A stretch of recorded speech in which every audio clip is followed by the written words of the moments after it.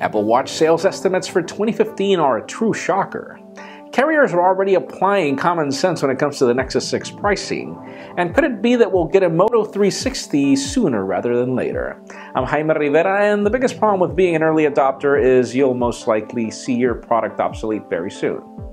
This is Pocketnow Daily.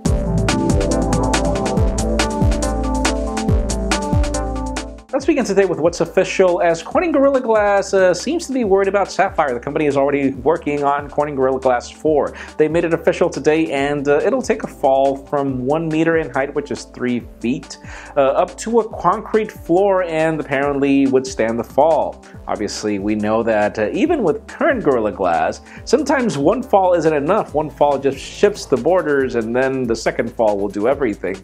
But hopefully this will be a better product. Links in the description for a full video on the product, and let's see what we get at CES 2015. Now let's talk about the Google Nexus 6's carriers seem to be talking some sense into themselves when it comes to the price tag. Sprint was going for the crazy phablet price of $300 after a 2-year contract, and they just dropped that price to $250, which is currently what AT&T is charging.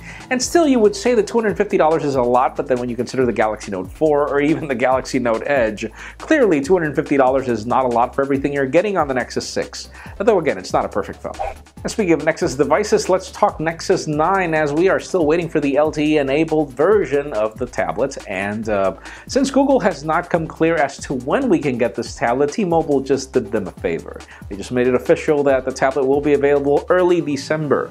And T-Mobile, even though we don't have a price tag just yet for the LTE variant on T-Mobile. Let's see what we get very soon. And in other news, let's talk Moto 360. We know that a lot of you still want to buy this product, as it was constrained when it came to supplies earlier this month, and we would probably advise you to hold back. The Lenovo VP for Europe was recently in an interview in Russia, and when being asked about the Moto 360, the guy pretty much spilled the beans that early 2015 we are getting the next version of the Moto 360, which makes sense. CES or MWC 2015. We'll be covering it live. Let's see if that is going to happen. And finally, for the very interesting news of the day, Morgan Stanley analysts are already predicting that Apple is going to sell a crazy amount of Apple Watches next year. Now, listen to this.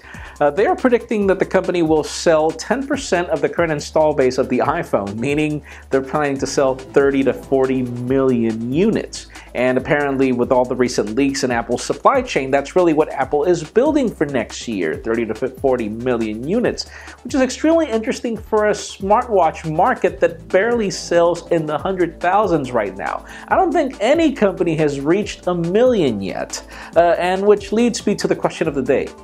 Do you believe that the Apple Watch is cool enough for this to happen? Do you think that Apple can sell 30 to 40 million products?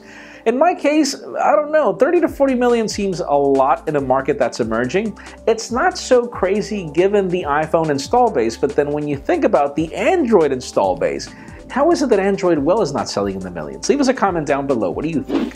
Friends, you know the drill. If you want to get the news earlier before this video was filmed, make sure you follow us on Pocketnow.com and subscribe to our YouTube channel as well. You can also follow me on Twitter, Jaime_Rivera. Please give this video a thumbs up if you like what you saw. I am Jaime Rivera. Thank you very much for watching. We'll see you tomorrow.